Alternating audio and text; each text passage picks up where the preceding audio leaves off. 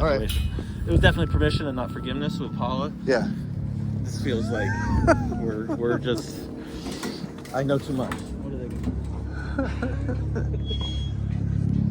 So this spud boat or this barge belongs to the guy, the concrete company. Yeah. But he let Tim and the RETI Center set up their home base here. Okay. I think they may now have some indoor space in another new building that just came online, but this has like a pretty active volunteer education program. Right. They've been experimenting with floating gardens to try to see what they can grow. Yeah. There's solar panels here. There's obviously some like inspirational, like houseboat communities. But I mean, you go to different places around the world, and people are anticipating sea level change along these lines. Yeah, and Tim, I mean, I don't know how the vision is evolving, but he really wanted to be, and which makes sense, a completely kind of industrial commercial manufacturing sort of operation rather than housing, because that's the real estate, the housing real estate in New York kind of takes care of itself. There are markets, there are incentives, there's capital being deployed. And fighting for they collect corks to make floating gardens and stuff out of. That's a kind of a recycling, get the community involved kind of activity. Right. Donate your corks. Yeah. Drink more wine, do a good deed. So Blue City Red Hook is a vision for this, so floating garden, crop field, oyster field, lab, greenhouse. Right. There isn't real estate available for that, so if it floats, then so be it. Yeah, and it's more resilient because you're already on the water, and the dream is like these self-spudding boats like we saw at the canal. Mm-hmm. Like you can be your own mooring. Right.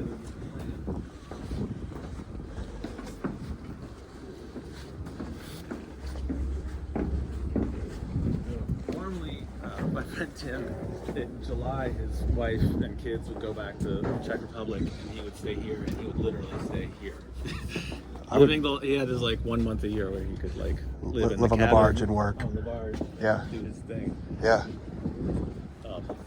This little enclosed area is a kelp farm.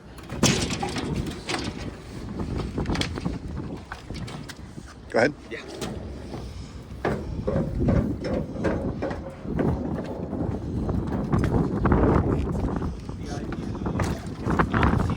The idea is you could grow kelp on these lines, and it would both clean the water, and be a crop in and of itself. Yep. And this is to see if it could work and is scalable. And they had some bumper crops.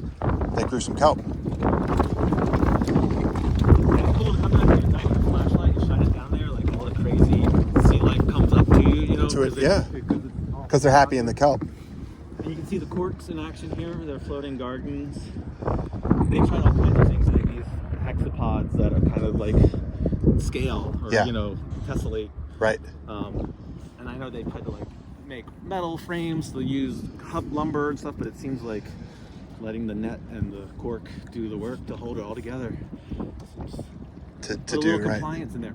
I think Iris actually welded up those corners at the studio, probably. Got it. So the corks are providing substrate for stuff to grow in? Yeah, it looks like they have soil inside the corks and the net to grow the grass on it.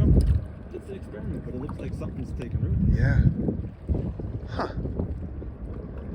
Steph is fascinated by floating gardens and floating crops, and she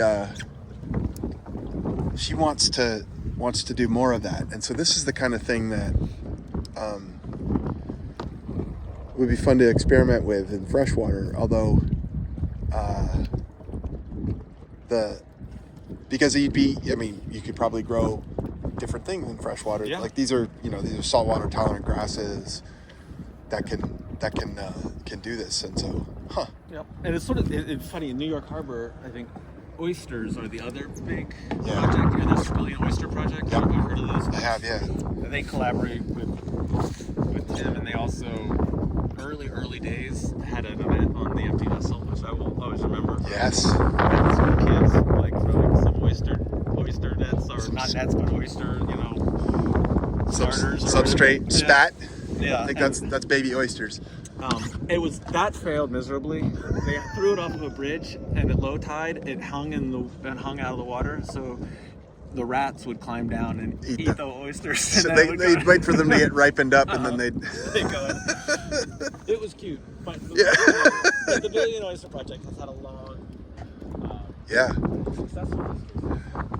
Mike, you ever meet Mike Parks? Yeah. So he did a bunch of consulting on that. Oh, no way. Yeah. That's cool. Yeah. He was awesome. But they, the oysters were a huge source of food